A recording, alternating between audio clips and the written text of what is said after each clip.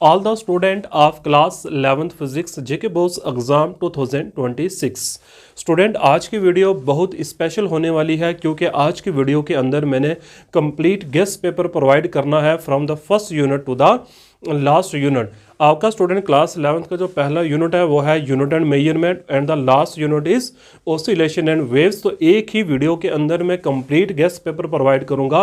Video थोड़ी सी student lengthy हो जाएगी बट वीडियो को स्किप नहीं करना है क्योंकि एक ही वीडियो के अंदर आपको सारे क्वेश्चंस इंपॉर्टेंट जो हैं वो मिलने वाले हैं। चलिए वीडियो को स्टूडेंट शुरू करते हैं। स्टूडेंट मैंने डिस्क्रिप्शन लिंक में आपको टेलीग्राम का लिंक भी दे दूंगा और व्हाट्सएप ग्रुप भी मैं प्रोवाइड कर दूंगा आपको। तो जितने भी स्टूडेंट मेरे साथ जुड़ना चाहते हैं वो through Telegram and WhatsApp group student जुड़ सकते हैं आप मेरे साथ, ठीक है। और साथ में स्टूडेंट 28 फेब तक मैंने आपको पहले भी कहा हुआ है कि आपने मेरे साथ जुड़े रहना है। मैं आपके न्यूमेरिकल्स, आपके डॉट, आपकी क्यूरीज सारी स्टूडेंट सॉल्व करूंगा।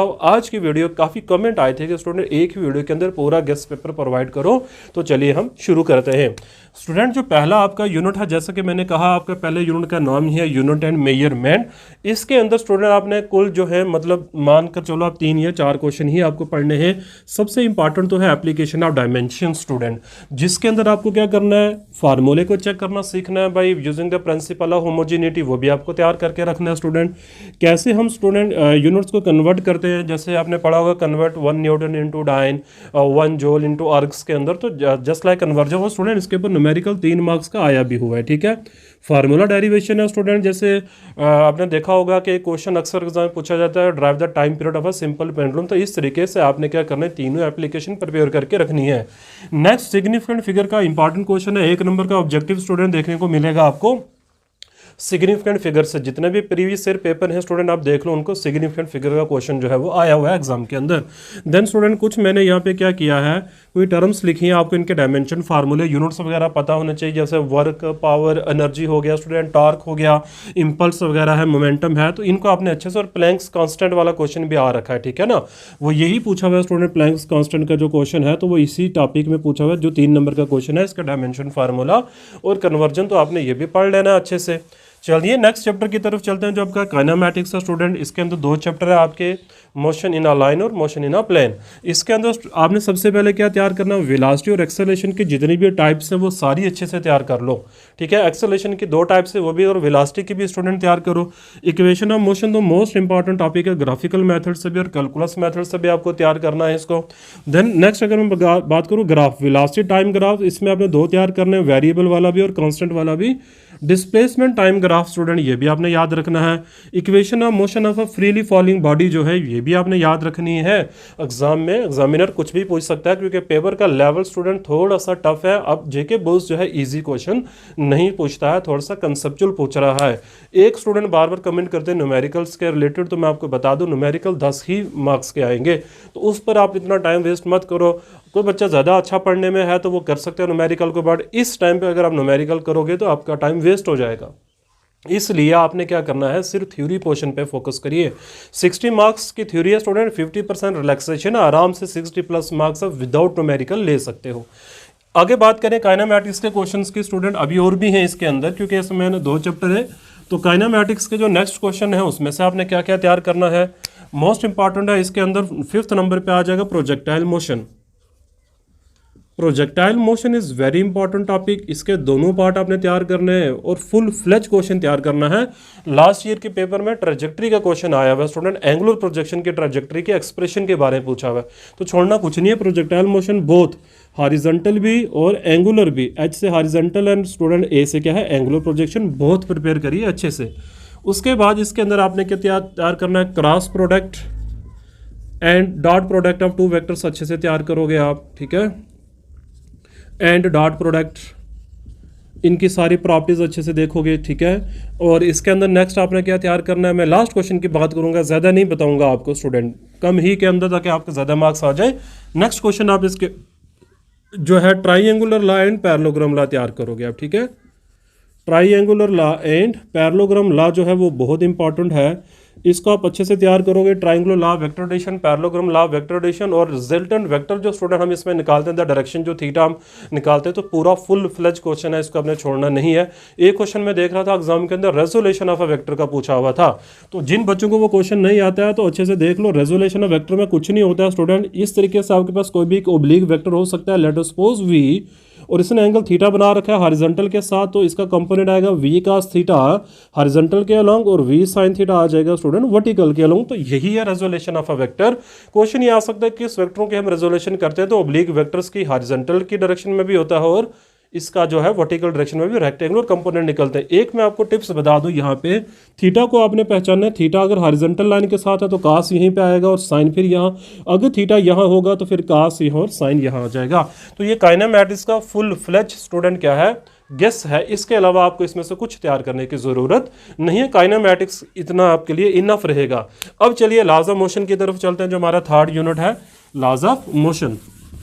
वीडियो में बने रहना है, आपने वीडियो स्किप नहीं करनी है क्योंकि वीडियो तो लंबी होगी, क्योंकि 10 यूनिट का गेस्ट पेपर स्टूडेंट प्रोवाइड करना है एक वीडियो के अंदर, थोड़ा सा टाइम तो लगेगा। Laws of motion, force and laws of motion का जो, अब इसमें से आपने क्या तैयार करना है, क्योंकि ये जो चैप्टर है ये चैप्टर ऑलरेडी आपने क्लास 9th में पढ़ा होगा, इसलिए आपको करना क्या है, इसके अंदर पहला जो बेसिक टॉपिक है स्टूडेंट, आपको वो तैयार क्या करना है वो मैं बता देता हूँ आपको। सबसे पहले तो इसमें न्यूटन लॉज जितने भी हैं सारी स्टेटमेंट है याद रखिए। न्यूटन लॉज, जिसमें न्यूटन लॉज ऑफ मोशन में न्यूटन फर्स्ट लॉ है, न्यूटन सेकंड लॉ है, न्यूटन थर्ड लॉ है, तो ये तो बेसिक ही है स्टूडेंट, इसका तो गैस हो ही नहीं सकता है, बट फिर भी मैं बता रहा हूँ आपको, न्यूटन के तीनों लॉज की स्टेटमेंट याद रखिए अच्छे से। उसके बाद इसमें आपने फिर क्या तैयार करना है, जो न्यूटन थर्ड लॉ होगा ना उसकी एप्लीकेशन आती हैं वो आपने तैयार। अच्छा, एक क्वेश्चन आता है why Newton second law is called real law of motion, ये आपने अच्छे से पढ़ना है। Why Newton second law is called real law, ये क्वेश्चन जो है एग्जाम में आता होता था स्टूडेंट, तो इसलिए ये मैं मेंशन कर रहा हूँ। रियल लॉ ऑफ मोशन इसको क्यों कहते हैं ये आपने पढ़ लेना है, ठीक है ना। एक्चुअल में न्यूटन सेकंड लॉ जो है स्टूडेंट, फर्स्ट लॉ भी न्यूटन सेकंड लॉ से प्रूफ होता है और थर्ड लॉ भी न्यूटन सेकंड लॉ से प्रूफ होता है, इसलिए न्यूटन सेकंड लॉ को रियल लॉ हम कहते हैं। थर्ड नंबर पे इसमें जो इंपॉर्टेंट क्वेश्चन है स्टूडेंट, वो आप क्या तैयार करोगे, इसमें इम्पल्स मोमेंटम थ्योरम जो है, इम्पल्स मोमेंटम थ्योरम जो है बहुत इंपॉर्टेंट टॉपिक होने वाला है। मैं full fledge guess paper provide कर रहा हूँ, इम्पल्स मोमेंटम थ्योरम, ये अच्छे से स्टूडेंट तैयार करना है आपने, इम्पल्स मोमेंटम थ्योरम। नेक्स्ट जो है इसके अंदर आप क्या तैयार करोगे, कंजर्वेशन ऑफ लीनियर मोमेंटम जो है, ये क्वेश्चन इंपॉर्टेंट है। Conservation of momentum, conservation of momentum जो है ये आप अच्छे से तैयार करोगे स्टूडेंट, ठीक है, इसको छोड़ना नहीं है। एक न्यूमेरिकल आया हुआ है एलिवेटर के क्वेश्चन से, वो मैंने लास्ट जो वीडियो बनाई थी उसमें मैंने डिस्कस किया, वो भी आप देख लोगे।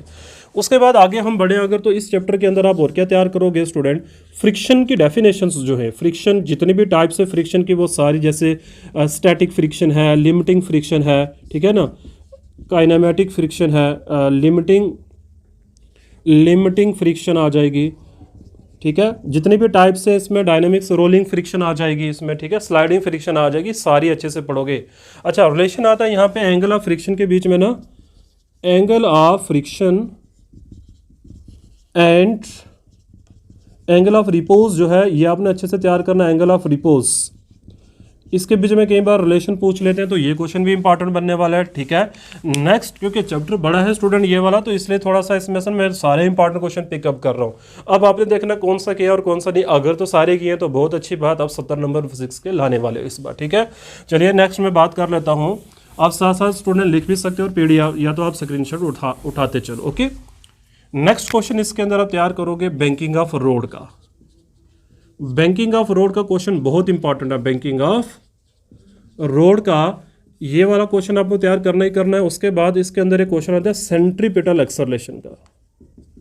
सेंट्रीपिटल एक्सेलरेशन जो है ये वेक्टर्स के अंदर भी कई बार पूछ लेते हैं, या इसकी डेरिवेशन यही पूछ लेते हैं, सेंट्रीपिटल एक्सेलरेशन क्या है, सेंट्रीपिटल फोर्स क्या है, तो वो इसी में आ जाता है, ये आपने अच्छे से तैयार कर लेना है, ठीक है। बाकी स्टूडेंट इसमें अगर आ जाता है कि बताइए कि कौन से ऐसे मेथड है जिससे फ्रिक्शन रिड्यूस हो सकती है, तो वो तो आसान ही है, फ्रिक्शन रिड्यूस करने वाले कंसेप्ट जो है उसमें तो कुछ मुश्किल होनी नहीं है। तो ये है आपका force and laws of motion में से जो गेस मैंने प्रोवाइड किया, इससे बाहर का क्वेश्चन जाएगा नहीं। चलिए हम नेक्स्ट चैप्टर की बात करते हैं, that is work, energy and power. Work, energy and power. मैं कोशिश कर रहा हूँ कि कम समय के अंदर आपको गेस्ट पेपर प्रोवाइड कर दूँ स्टूडेंट, ठीक है। इसके अंदर जो पहला है वो है types of work, types of work. और मैं आपको यहाँ से बता दूं जो जीरो वर्क है ना, इसके ऊपर 2 क्वेश्चन ऑब्जेक्टिव पूछे जा चुके हैं एग्जाम के अंदर। सेंट्रीपिटल फोर्स का वर्क जीरो होता है स्टूडेंट। और एक क्वेश्चन ये पूछा अगर वो कुली अपने सर के ऊपर सामान रख के चल रहा है तो बताइए वो वर्क क्या कर रहा है, वो भी जीरो होगा। तो टाइप्स ऑफ वर्क की एग्जाम्पल भी अच्छे से आपने देख लेनी है। मैं चाहता हूँ आप ज़्यादा नंबर ले आओ एग्जाम में, ठीक है। सेकेंड, इसमें जो आप स्टूडेंट तैयार करोगे टाइप्स ऑफ वर्क के बाद, इसमें आता है work energy theorem. Work energy theorem बहुत इंपॉर्टेंट है, वर्क एनर्जी थ्योरम आपने तैयार करना है इसके अंदर, ठीक है। थर्ड, इसके अंदर आप तैयार करोगे वर्क एनर्जी थ्योरम के बाद कोलिजन वाले जो टॉपिक्स हैं, collision and its types, collision and its types वाले जो टॉपिक्स हैं वो आपने एक भी नहीं छोड़ना है इसमें, ठीक है ना। कोलिजन अच्छे से पढ़ना। टाइप्स ऑफ कोलिजन के ऊपर क्वेश्चन पूछा हुआ है, इन इलास्टिक और इलास्टिक कोलिजन में बताइए, ग्लैंसिंग कोलिजन में, कोलिजन इन वन डायमेंशन। अच्छे से इसमें से लॉन्ग में क्वेश्चन आने के चांसेस भी रहते हैं, इसलिए अच्छे से इसको पढ़ लेना आप, ठीक है। उसके बाद एक क्वेश्चन मैं देख रहा था इसमें से पूछा, अच्छा टाइप्स ऑफ पोटेंशियल एनर्जी जो है, टाइप्स ऑफ पोटेंशियल एनर्जी का जो टॉपिक है वो आपने पढ़ना है। इसमें आपने ग्रेविटेशनल पोटेंशियल एनर्जी की एक्सप्रेशन तैयार करनी है और इलास्टिक पोटेंशियल एनर्जी की एक्सप्रेशन भी आपने क्या करनी है इसमें तैयार करनी है स्टूडेंट। ये क्वेश्चन इंपॉर्टेंट है। एक क्वेश्चन मोस्ट इंपॉर्टेंट मैं बात करूंगा वो है कंजर्वेशन ऑफ। अच्छा, इसके अंदर आपने याद रखना कंजर्वेटिव फोर्सेज और नॉन कंजर्वेटिव फोर्सेज क्या होती है, इसमें डिफरेंस कंजर्वेटिव फोर्सेज और नॉन कंजर्वेटिव फोर्सेज में आपने जो है डिफरेंस तैयार करना है इस चैप्टर के अंदर, ओके।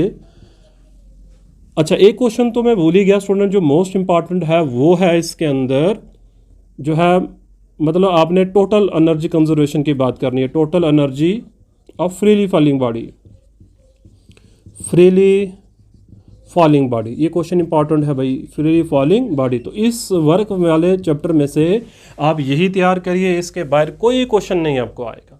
न्यूमेरिकल्स की मैं बात करता नहीं हूँ, बाकी इस चैप्टर के थ्योरी पोर्शन में से 2 हो 3 हो 1 नंबर का क्वेश्चन हो, इससे बाहर नहीं जाएगा। तो ये कितने टॉपिक हो गए भाई आपके, ये 5 और 6 टॉपिक टोटल स्टूडेंट। तो वर्क वाले चैप्टर से आपके 6 टॉपिक हो चुके हैं, इसके बाहर आपको कोई क्वेश्चन आने वाला नहीं है। अब ये लिख लो। आगे हम जो चैप्टर है, देखो ये यूनिट आपका हो गया 4, इसके बाद 5th यूनिट की हम बात करेंगे, रोटेशनल बॉडी वाला जो है उसकी हम बात करेंगे। Okay, move on the next chapter that is rotational. आपका सारी मैं स्टूडेंट चैप्टर बोलता रहता हूँ, एक्चुअल में ये यूनिट है आपका रोटेशनल बॉडी वाला, ठीक है ना, रोटेशनल बॉडी। अब इसमें से आप कौन सा टॉपिक करोगे कौन सा नहीं करोगे, तो सेंटर ऑफ मास वाला क्वेश्चन इंपॉर्टेंट है। सेंटर ऑफ मास इक्वेशन इसके आपने तैयार करनी है, इक्वेशन ऑफ मोशन जो है सेंटर ऑफ मास की अच्छे से कर लो, ठीक है। नेक्स्ट आप इसमें से स्टूडेंट करोगे मोमेंट ऑफ इनर्शिया जो है वो इंपॉर्टेंट है, मोमेंट ऑफ इनर्शिया अच्छे से तैयार करोगे।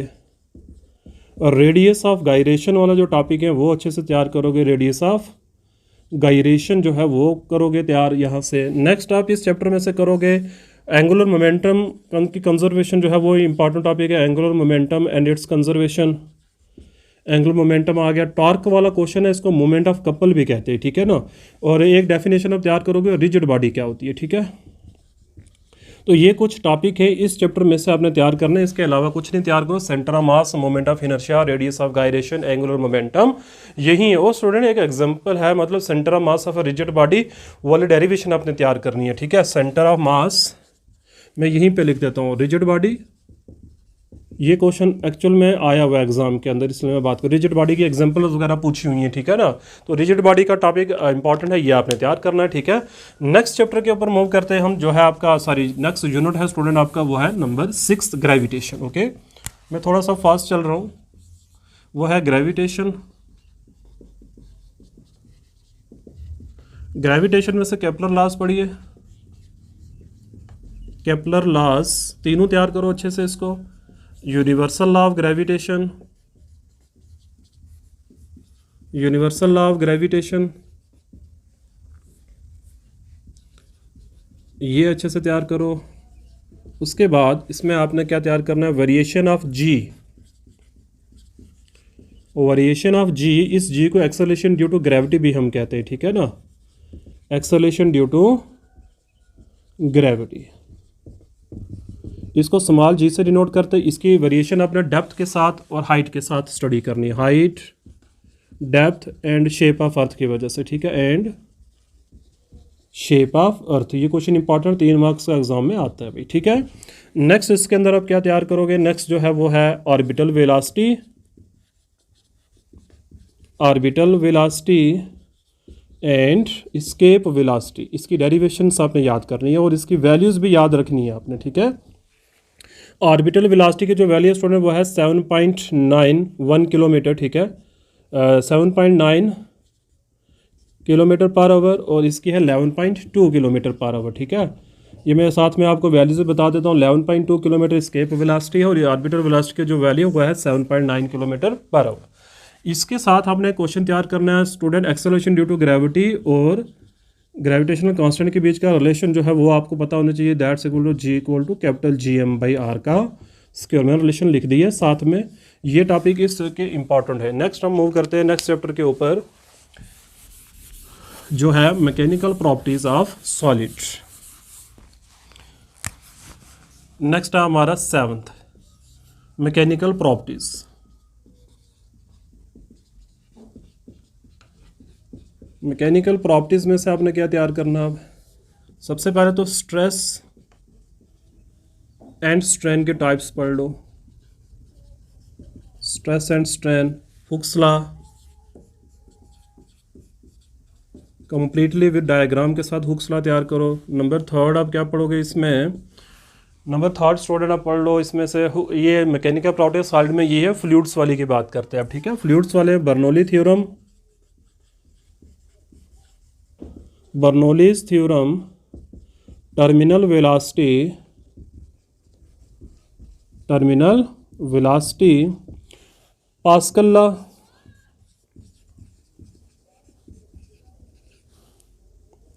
पास्कल लॉ अच्छे से तैयार करोगे। इसकी एप्लीकेशंस जो हैं वो आपने पढ़नी है, ठीक है। एंड नेक्स्ट इसमें आप पढ़ोगे student surface tension, surface tension, capillaries का जो क्वेश्चन है कैपिलरी ट्यूब का, उसकी जो डेरिवेशन है एसेंट फार्मूला, वो आपने तैयार करना है। एसेंट फार्मूला जो है वो आप पढ़ोगे इस चैप्टर में, ठीक है। एसेंट फार्मूला स्टूडेंट आपने तैयार करना है, ये टॉपिक भी इंपॉर्टेंट है, ठीक है। नेक्स्ट मूव करते हैं हम, इसी में एक दो टॉपिक है। एक्सेस प्रेशर का स्टूडेंट एक क्वेश्चन आता है एग्जाम में, वो आप तैयार करोगे। एक्सेस प्रेशर वाला जो है ये, क्योंकि सबसे अगर देखा जाए लेंथी जो यूनिट है आपका स्टूडेंट वो यही है, एक्सेस प्रेशर। लिक्विड ड्रॉप की वजह से भी और सूप बबल की वजह से भी आपने तैयार करना, liquid drop and soap bubble, तो इनका एक्सेस प्रेशर आपने तैयार करना है स्टूडेंट, ठीक है। नेक्स्ट मैं बात करूंगा तो and the last topic of this unit वो है स्टूडेंट आपका, ये हो गया सारा pressure, expression of pressure due to liquid column. इसकी जो कंप्लीट डेरिवेशन है वो भी मैंने कर रखी है, अपने चैनल के ऊपर वीडियो अवेलेबल है, आप वो भी देख सकते हो, सारी आप वो भी देख सकते हो स्टूडेंट, ठीक है। तो ये हमने 7 जो आपके यूनिट थे ये हमने कंप्लीट कर लिए हैं। थर्मल प्रॉपर्टी वाला है, मैं उसकी भी बात कर लेता हूँ। उसमें से आपने क्या तैयार करना है, सिंपल है। एक तो आप मोड ऑफ हीट ट्रांसफ़र जो है वो तैयार कर लो, mode of heat transfer, mode of heat transfer वाला जो टॉपिक है वो पढ़ लो। अच्छा, स्टीफन लॉ है वो तैयार कर लो, स्टीफन लॉ है। विंड डिस्प्लेसमेंट लॉ की स्टेटमेंट बहुत ही छोटा है, इसकी से आपने जो है स्टेटमेंट ही तैयार करनी है विंड डिस्प्लेसमेंट लॉ की, ठीक है। थर्मल एक्सपेंशन में बहुत आसान है, थर्मल एक्सपेंशन पढ़ लो इसमें, क्योंकि मैंने आपको कहा ना सबसे बड़ा जो यूनिट है वो यही है, थर्मल एक्सपेंशन जो है वो आप तैयार कर लो, ठीक है। अब हम चलते हैं अपने 8th यूनिट के ऊपर जो है आपका थर्मोडायनेमिक्स, ओके। इसका स्क्रीनशॉट साथ साथ में ले लो आप, अगर लिखना चाहते हो तो लिख भी लो, ठीक है। बट आप स्क्रीनशॉट ले लो, लिखने में आपका टाइम ज़्यादा चला जाएगा। नेक्स्ट है स्टूडेंट थर्मोडायनेमिक्स।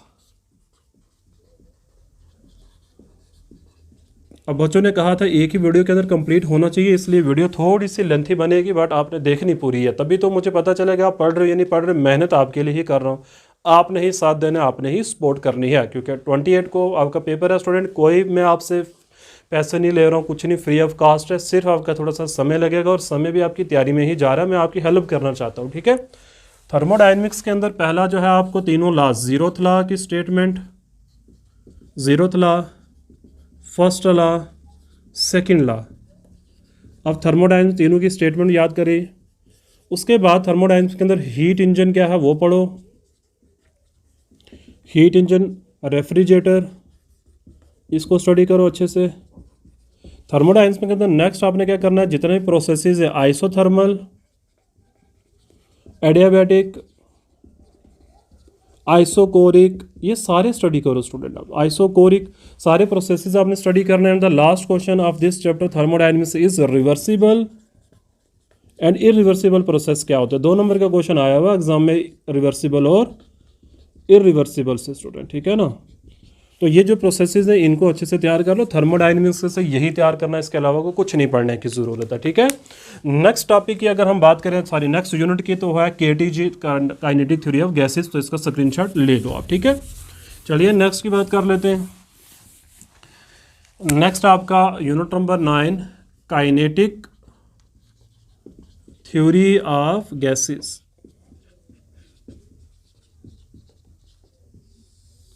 इसके अंदर पहला है प्रेशर की expression, pressure exerted by gas, important question है, ठीक है। अच्छा, उसके बाद बॉयल्स लॉ का proof, Boyle's law, Charles law, अच्छा गे ल्यूसिक लॉ, इन तीनों का प्रूफ आपने पढ़ना है, बट इस कंसेप्ट का यूज करके, प्रेशर एक्सर्टेड बाय या गैस का यूज करके स्टूडेंट आपको करना है। नेक्स्ट इसके अंदर आप क्या तैयार करोगे, degree of freedom, degree of freedom, law of equipartition of energy,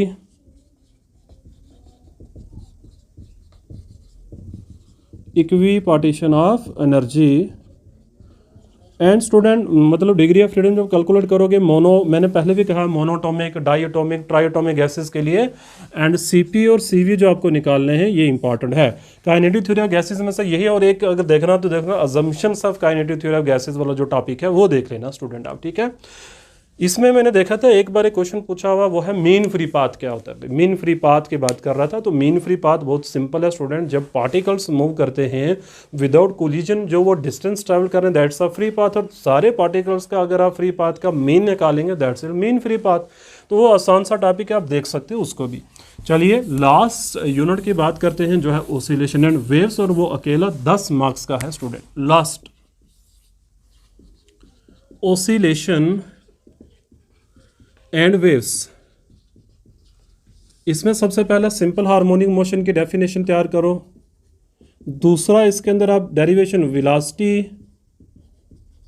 acceleration तैयार करो अच्छे से, इनके डेरिवेशन तैयार करिए अच्छे से, इनके इक्वेशन, और इसके ऊपर न्यूमेरिकल भी आया हुआ है स्टूडेंट। उसके बाद इसके अंदर आप तैयार करिए total energy of SHM, total energy in SHM, और फिर इसकी एप्लीकेशन सिंपल पेंडुलम अच्छे से तैयार कर लो, ठीक है। सिंपल पेंडुलम अच्छे से तैयार कर लो, इसका टाइम पीरियड, इसका जो टाइम पीरियड निकालते हो, जो प्रूफ करते हैं स्टूडेंट, इसके एक्सप्रेशन, तो वो अच्छे से आपने तैयार करना है सिंपल हार्मोनिक मोशन के अंदर। नेक्स्ट इसमें आप तैयार करोगे एसएचएम में, ये हो गया सारा, इसमें इतना ही है। वेव्स, अच्छा इसमें से लॉन्ग में जो क्वेश्चन आएगा स्टूडेंट वो इन टॉपिक में से आ सकता है, इसमें से या इसमें से आपको टॉपिक आ सकता है। वेव्स में अगर आप तैयार करो तो standing waves, standing waves completely with open organ pipes and close ended organ pipes उसने तैयार करनी है। फिर बीट्स का एक टॉपिक है इसके अंदर, वो अच्छे से आप तैयार करोगे। प्रोग्रेसिव वेव्स हैं वो आपने तैयार करना है, प्रोग्रेसिव वेव्स अच्छे से तैयार कर लो। And then definitions of transverse longitudinal waves और इनके बेटा टाइप्स जो हैं वो आपने अच्छे से देख लेनी है, ठीक है ना। वेव्स क्या होता है वो अच्छे से पढ़ लेना है आपने। तो आई थिंक इसमें से अब और तो स्टूडेंट कुछ तैयार करने की आपको ज़रूरत नहीं है, यही आपका फाइनल गेस्ट पेपर। इसके अलावा कोई क्वेश्चन एग्जाम में नहीं आएगा। लॉन्ग आंसर क्वेश्चन स्टूडेंट इसमें से पूछा हुआ ऑलरेडी, ठीक है ना, इसमें से आया हुआ क्वेश्चन है। आज की वीडियो में हम इतना ही रखेंगे। आई होप कि आपके लिए काफ़ी हेल्पफुल रहा होगा आज का लेक्चर। ये मैंने पूरा सिलेबस जो है उसका गेस्ट पेपर आपको प्रोवाइड कर दिया है। अगर कोई भी कमेंट है तो आप कर सकते हो, कुछ भी पूछना है तो कर सकते हो। बहुत बहुत सपोर्ट कर रहे हो आप, और भी सपोर्ट करिए, और मैं आपके लिए 28 फेब तक अवेलेबल हूँ। अच्छे से एग्जाम देना है आपने। Okay, thank you very much for watching.